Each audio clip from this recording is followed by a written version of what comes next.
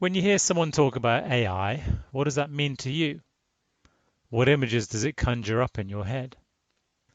For all its use in the technology industry, for most people it's the movie industry that has captured the imagination and helped create the standard image of AI.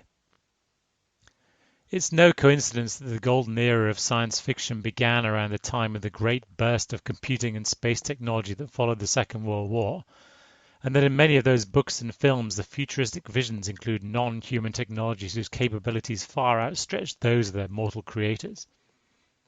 Decades later, the phrase artificial intelligence still seems to produce notions of a robot-controlled distant future in which humans have been rendered largely obsolete. In actual fact, artificial intelligence has been with us for years now, improving life in often imperceptible ways. The sensors that help determine the best time to change traffic lights.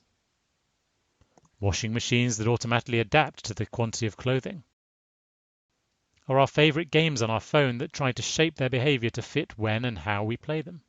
Even the system that prevents a microwave starting because the door is open is actually artificial intelligence in action. The problems that computers are best at are those in which they have all the relevant information and with no element of randomness. That's why computers are now better at humans at playing Go or checkers.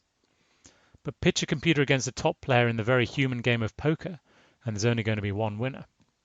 Even so, technology pushes for a world in which a machine will keep our garden perfectly manicured or tell us exactly when to book our vacation to guarantee perfect weather.